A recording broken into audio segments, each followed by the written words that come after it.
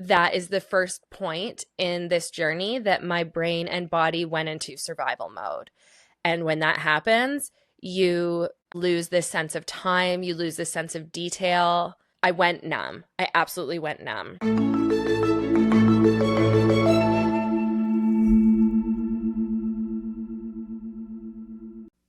Before we dive into this episode, I want to give you a heads up that we will be talking about some deeply personal and sensitive topics, including miscarriage, infant loss, pregnancy termination, depression, and anxiety. These are heavy subjects, and it's okay if you are not in a place where you are ready to hear them right now. Your well-being is so important, and if this feels like too much for you today, maybe it's not the right time to listen. Please take care of yourself and come back when you feel ready. Welcome back to It's Getting Mom in Here. I'm your host, Kori. If you are new here, I highly recommend that you head on over to the first episode of the season. I am telling a story in sequential order, so it will make a lot more sense if you start off from the beginning. If you have been here for episode 1 and 2, welcome to episode 3. I certainly left you hanging on some heavy words at the end of our last episode, and so I want to just jump right back into that moment that we were in. I was sitting at the dining room table, and our MFM had just said that it appeared the conditions that they were seeing with the heart were incompatible with life.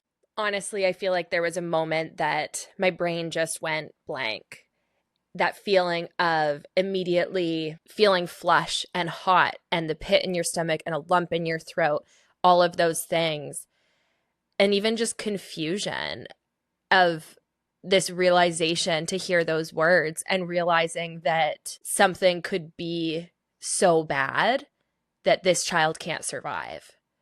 I was dumbfounded hearing those words. It was just not what I expected to hear. And it wasn't even in the realm of where I thought the conversation was going to go, that we were actually at a place where this baby might not make it. The doctor was really great and gave us ample time on the phone to ask questions. Not even that we really had any in that moment. It was all so confusing. He gave us a bit of information as to what they were seeing, and I was scrambling to jot it down.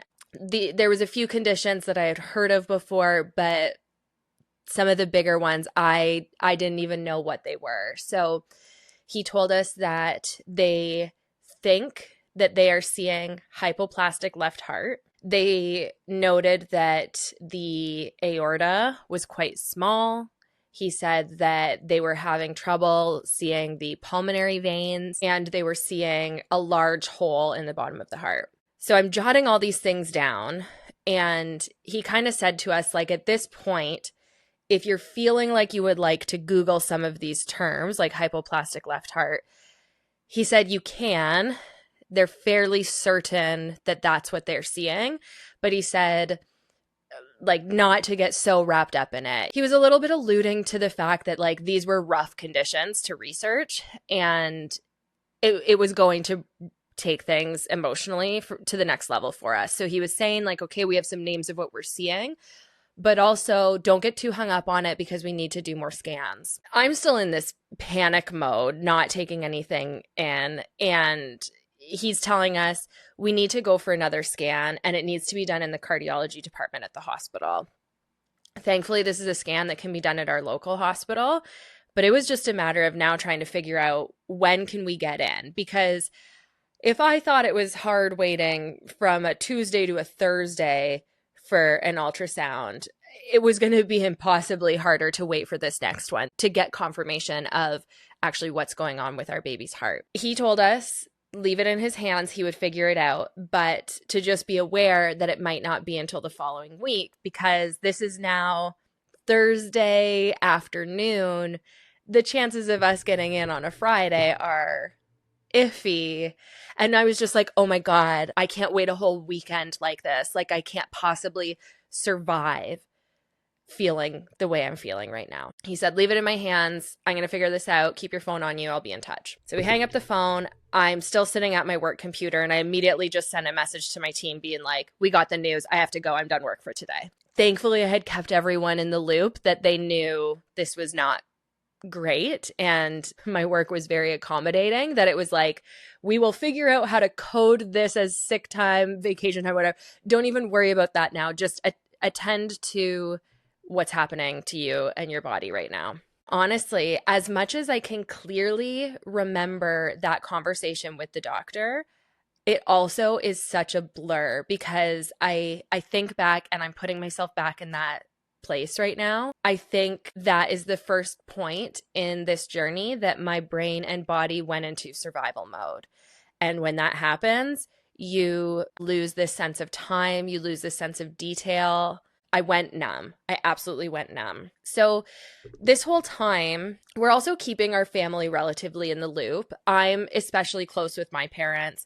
Taylor's also close with his parents. So they were very much in the loop at this point, and everyone was worried for sure. But it was nice that we had that support system. We let them know as soon as we got that phone call what was happening, and they were there for us. If you need to come over, if you need to talk, if you need us to bring you food, whatever it is, we're here to support you. But we all just needed to wait. We needed to wait until I heard back from the doctor. Now, this doctor is a lovely, kind, very just wonderful person. He has some really great relationships with people at the hospital, and I think he moved some mountains for us that day. I think he recognized the stress that this would put on a patient to have to wait with this news looming over their heads. He gave us a call back very soon after that first phone call, and he said, "Can you guys come in tomorrow?" So it was the very next day, Friday at 1:00. He had made time for us to go for the fetal echo and to speak with a cardiologist. We were like, yes, like absolutely, we can go. We're in no place to turn down an appointment at any time. And at this point, our lives had stopped. Our calendars were clear for whatever was going to come. It was this baby and this pregnancy comes first. So we were just so grateful that he was able to do that for us, and that he was able to recognize that if it's at all possible to get a patient in and not make them have to wait the weekend, that he was going to do it. So he really came through for us. Even though it was really only like 24 hours that we had to wait till that next appointment, it was awful. It was awful. I was at a point in the pregnancy now. I was just past 20 weeks, so I could feel the baby moving. I had a very visible bump. I was enjoying all those moments up until this point, because now I was scared that we were going to lose this baby. And it just added this extra element to it. I think it made everything feel more real, where being in that survival mode, you maybe want to disconnect, but when you can feel your baby moving inside of you, you can't disconnect from that. I took to the internet with caution and just looked up roughly hypoplastic left heart. Okay, so if I do a quick Google search right now, which is what I did, the first thing that you see is hypoplastic left heart syndrome, often HLHS, occurs when the left side of the heart does not form correctly during pregnancy. So I read that, I'm like, okay, like, what does that mean? What's the surgical intervention? Continuing to read just from Dr. Google, HLHS affects normal blood flow through the heart. A baby born with HLHS will need surgery soon after birth. HLHS is considered a critical congenital heart defect. So reading that, I'm like, okay, so it's bad, but like, how bad is it? He said incompatible with life. Maybe there's surgery. I didn't do a huge deep dive because I didn't want to get myself into a pit of despair when I was already feeling like I was there. It was like, just give it a day, wait until tomorrow when we have the scan. So I'm going to fast forward. We're going to jump right there. We don't need to talk about how it was horrific trying to sleep that night and all of that nonsense. We make our way to the hospital. Thankfully, we live very close to the hospital, and this is the hospital that I worked at for a number of years, so I'm just very comfortable there. I know where everything is. There's friendly faces in certain departments if I want to go say hi to someone, and I think that helped me just feel comfortable there as much as you can feel comfortable. We make our way to the cardiology department. They get us into the ultrasound room, and this is a long ultrasound. This time, we don't get a TV to watch to see what's going on. I'm just laying there. It was over an hour that I was getting scanned for. Taylor was right there with me. And it just was very quiet. This was a quiet scan. I didn't ask many questions. The technologist didn't say much to us. It was like this feeling in the room that we all knew why we were there, and it was not good. So the technologist keeps getting the images. She does that typical thing where she leaves the room, goes and talks to the doctor, makes sure they got all the images. She comes back, she does a few more. We're just like watching the clock go. This is taking so long. The plan was that we were going to get the images, speak to the cardiologist, and then go speak to the MFM. I was so nervous in this moment watching it be like, okay, it's 2:00, it's past 2, it's 2:30. And then knowing that we still had to talk to another doctor, I was so worried that our MFM was just going to leave, like, and be like, oh, I'll just call them on Monday and check in with them. Because we didn't have a scheduled appointment. He was just like, come by the department and I'll speak to you regarding the results that you get in cardiology. It's silly to think about, like, he was never just going to leave and be like, you know, look at his watch and think, oh, they're taking a long time. I'm just gonna peace out. But that was my biggest fear, is that we weren't going to speak to him. We're finishing getting the ultrasound. They bring us to the next room, and it's one of those small little conference rooms where it's 2 chairs for the patients and the parents or whatever, a chair for the doctor, and a little table. And describing the room right now, I am having like a gut reaction to this room. I can feel the tension building in my stomach right now, just describing it and taking myself back there. We're sitting in the room, just quietly waiting. Taylor and I aren't talking very much. Eventually, we hear that knock on the door. The cardiologist comes in, and he is holding a box of tissues. I know very well what that symbol means, and it is very symbolic when somebody walks into your hospital room with a box of tissues for you. So I knew where this was going. He had a bunch of papers with him, and he sat down. He confirmed that they were seeing hypoplastic left heart syndrome. He also let us know there were a few other things they were seeing. So HLHS, a hole between the ventricles, so those lower 2 chambers of the heart, and something called total anomalous pulmonary veins, which we hadn't heard of. And we're just kind of looking at him like blank faces, wide eyes, trying to hold back tears. He shows us a sheet of paper. It's what a normal heart would look like. And he holds it up and says, this is a normal heart. This is what the heart should normally look like. And then he holds up another drawing. And I thought I was going like to vomit or pass out. And I can remember in my head thinking, what the fuck is that drawing? That does not look like a heart. And he goes, this is your child's heart. It did not look like a heart. That drawing did not look like a heart. It was 3 chambers. It was missing a bottom chamber. It was a weird shape. The aorta was a weird shape. There were these extra veins looking like they were going to nowhere. It just looked so wrong. And I just remember feeling so sick to my stomach, thinking that this was like some Frankenstein heart that had just been made so incorrectly. And it was just like, how can this be? How can it be so wrong? So he was very kind, and he showed us the diagram and explained what he was seeing on our scan. The cardiologist sat down and he explained what he was seeing and used his diagram to explain it to us.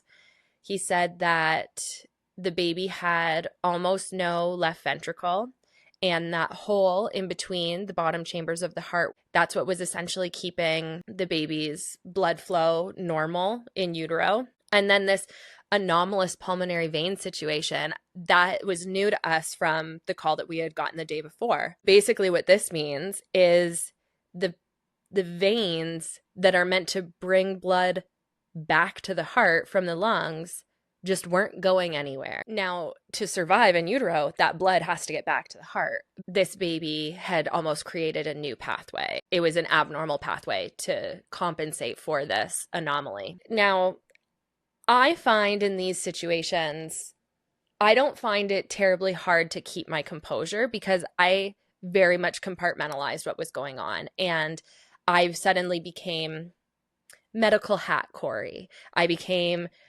I'm at work now. I'm just thinking about anatomy, and this is an anatomy lesson. And my husband was starting to break down.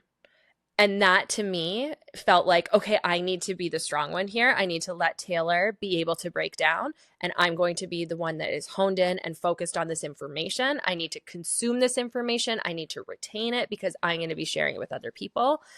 And that's where I needed to be in those moments. Whether that was good or not is another thing. And I had to work through that in therapy to not compartmentalize everything. But that is where I was. So I was tuned into the doctor asking questions about, what does this mean? What's next? What are our choices here? He let us know that we have 3 choices. The first choice was that we could terminate the pregnancy right where we were at. The second choice was we could carry the pregnancy full term and then offer palliative care until the baby passes. The third choice was we could carry the baby full term, offer the baby multiple open heart surgeries and interventions in the first couple years of life. All of these surgeries come with immense risk. And in the case of our child, all of these surgeries were considered to be palliative care. So what we heard is choice number 1, your baby's going to die. Choice number 2, your baby's going to die. Choice number 3, your baby's going to die. I can remember before we were given those choices, feeling this feeling of, do I have to carry this baby full term? Do I have to keep going? I'm only halfway there. I don't know that I will be able to survive knowing that this baby is going to die.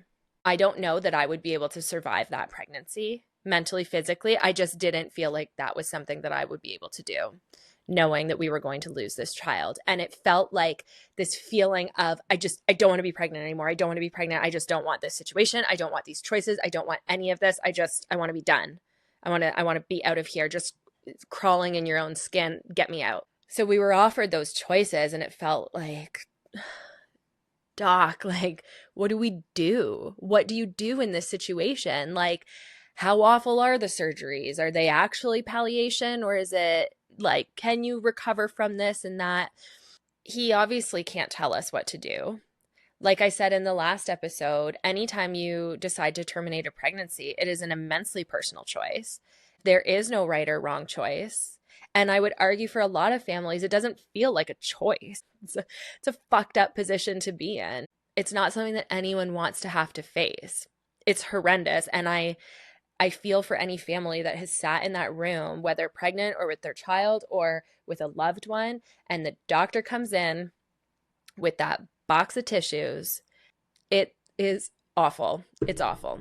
The doctor can't tell us what to do. And it was really interesting. What he did say to us was he has seen families go every route. He has seen families take option 1, 2, and 3. And then he said, I've seen families go the surgical route and it tears the family apart.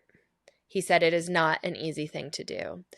And in that moment that he said it, it felt like he gave us permission to consider us. That in this decision-making process, it is about the baby, it is about me, and it is about Taylor. It's not about any one of those things. It was about all 3 of us as a family making this decision. And him saying that made it feel like he gave us permission to think about us. And I was allowed to consider the fact that I didn't think I would be able to handle remaining pregnant. And I needed that. I needed to hear somebody say that. And it almost felt like the doctor was giving his opinion without giving his opinion. You know, he didn't need to say that to us, and he did. And it sat with me. It stuck with me. We had a few more questions and clarifications about things. Just questions like, how is the baby even surviving right now? Their heart is so wrong. How are they surviving? How are they thriving? That's the really amazing thing about babies when they're still inside their mother. This child found a way to make their heart work while they were inside me. But the moment they were out, that heart would not work anymore. This conversation and the wait to speak to the doctor took a while. So it was about 5 o'clock at this point. And I'm still in that, oh my God, is the MFM still going to be waiting for us, or did he forget about us? I was all frantic and asked the cardiologist, could you call up to his office? Could you make sure he knows that we're on our way and like not to leave? And the cardiologist was very nice. He's like, yes, I promise you he will not have left, but I will call. This is the moment now where I hated going to any floor that other pregnant people might be on. Not that I know what anyone else is going through, but you feel like everyone you look at who's pregnant, it just must be going great. And that is not where we were. We were red faces, teary eyes walking through the hospital. I hate being the people that somebody walks by and thinks, oh, wonder what just happened there. Glad that's not us. It was really uncomfortable, and it was late enough we didn't really see people, but it was that moment that we now started having those feelings. We made our way, we navigated to where this physician's clinic area was. Friday, 5 p.m., it's pretty dark, and I think it just almost added to the mood of what was going on at this point. It was dim lighting everywhere. We found his reception area. There was somebody still working there, and we could tell she was just waiting for us, checked us in, and then she packed her bags and left. I just can remember the hallways into the clinic rooms were dark.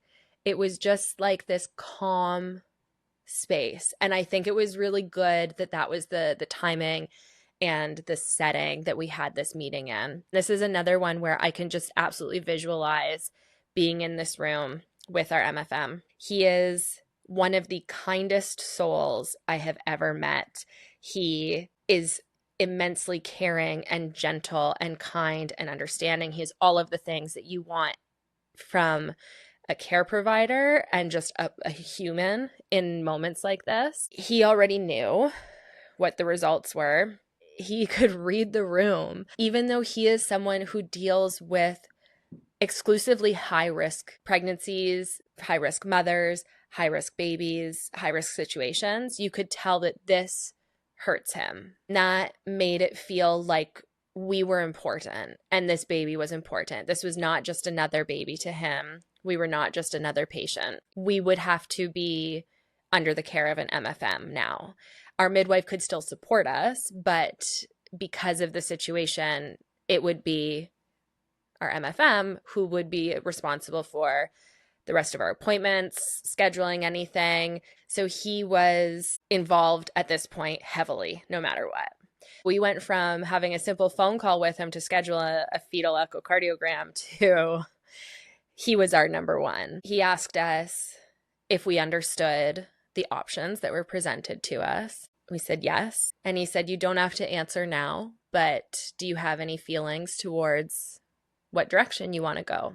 I turned to Taylor. We hadn't really had much of a chance to even discuss it because it was boom, boom, boom from one appointment to the next that day. And I said, I don't want to keep going with this pregnancy. And Taylor nodded, and we both sort of said that's where we feel right now that we're at, is that I think that I would like to discontinue the pregnancy. I would like to end it.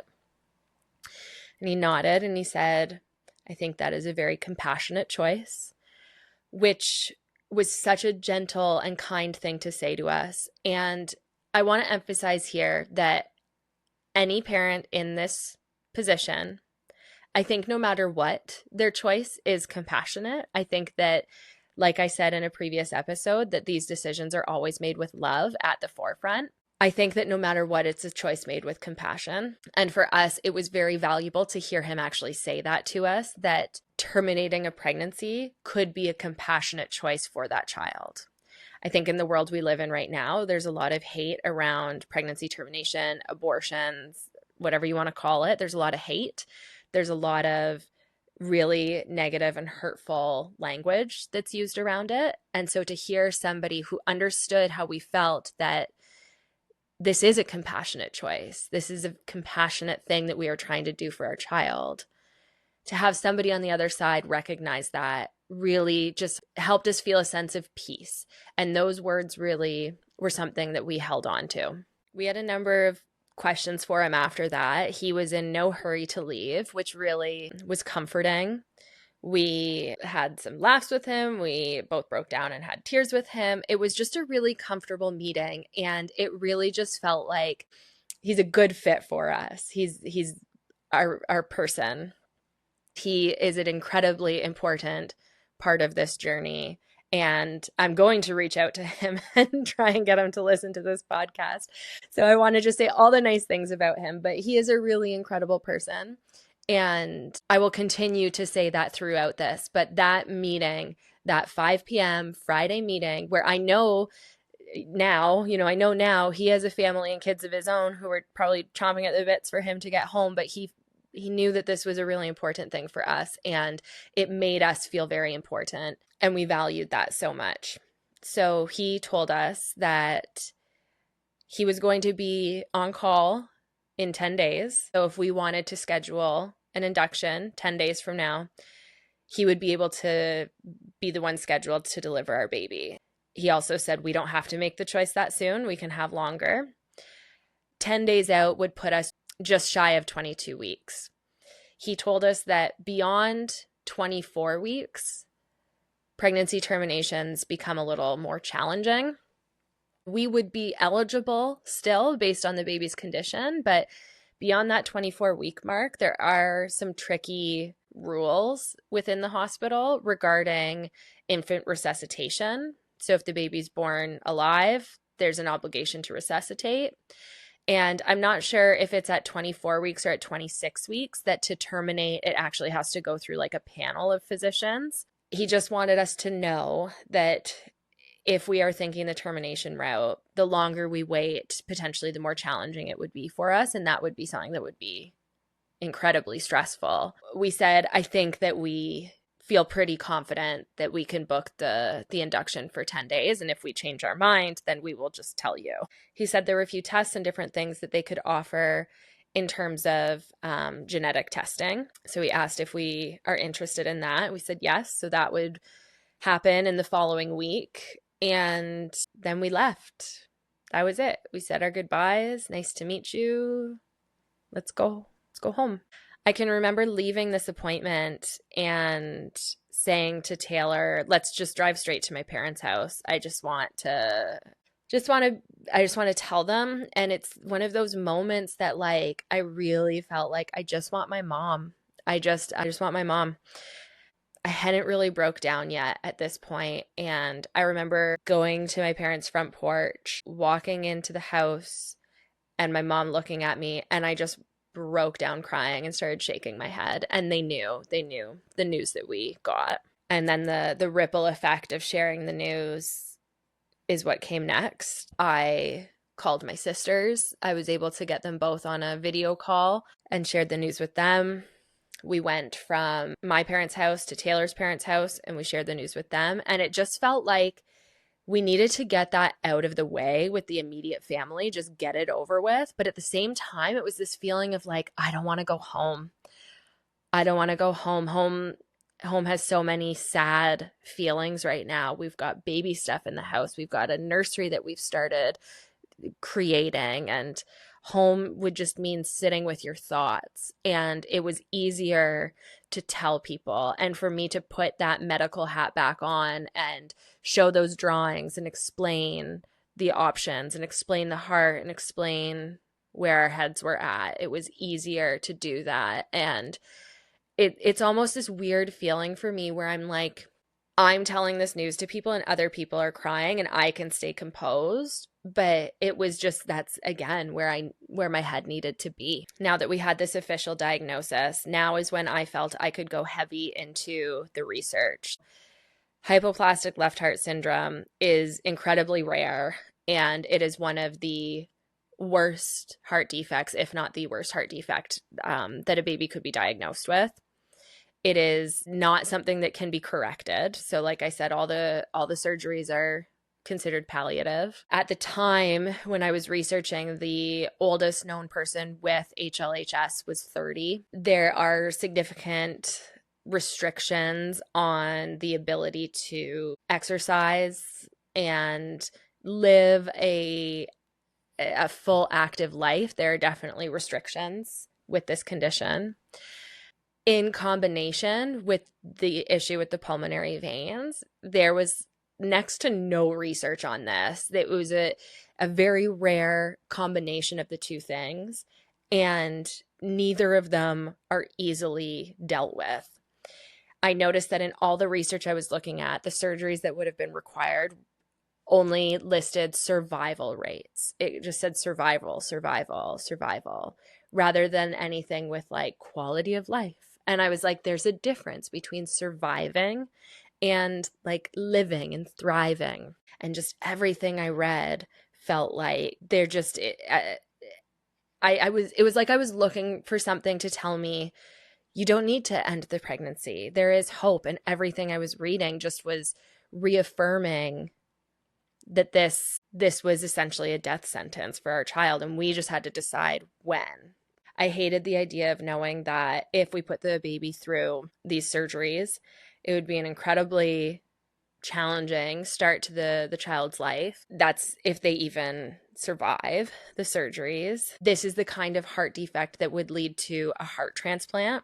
Heart transplants don't last forever. The death rates are very high for these surgeries, and the outlook of living till even just about age 5 is bleak. Then on the other hand, we saw a lot of like propaganda. There was some videos in the at hospitals in the States that were showing like, here's a happy kid in slow-mo running down a hallway. He's had all his surgeries and he's doing great. And it's like, yeah, he's like 6 years old, but how's he going to be when he's 9, 10, 11? Like it was really hard to see those things. As much as I felt sure that I wanted to end the pregnancy, I knew that I needed to feel like I had done ample research on all sides of it. I looked at a lot of information. I looked at a lot of research papers, and I tried to really keep things in the realm of research papers, but I did scroll through Reddit and different blogs of heart families. All of that made me feel like ending the pregnancy was going to be the right choice for us. So I'm going to leave it there for today. And next episode, I'll get into what that last week of being pregnant looked like for us. We did a few things to memorialize and honor the baby. We found out the sex of the baby. There were some exciting and really special moments in that last week. So that's what I'll be sharing. And then we will be zooming on through to the delivery. I really hope that you are enjoying listening. And again, I hope that you're listening with an open mind and remembering that this is just my experience. These are the choices that my husband and I were making for our family. I think it's really important for us to remember that you can listen and you can maybe try and put yourself in my shoes, but until you are faced with that choice, you don't know what you're going to do and you don't know how hard it is. So I really hope that you're listening with an open mind and that you're enjoying hearing someone else's story, because that's all this is. This is me just sharing my story. This isn't me telling anyone else what to do or trying to advocate for one choice or another. This is just me sharing my journey. So thank you so much for tuning in. I hope that you enjoyed listening. As always, please leave a comment, leave a rating, and share this podcast with somebody that you think might enjoy it. And we'll see you next time.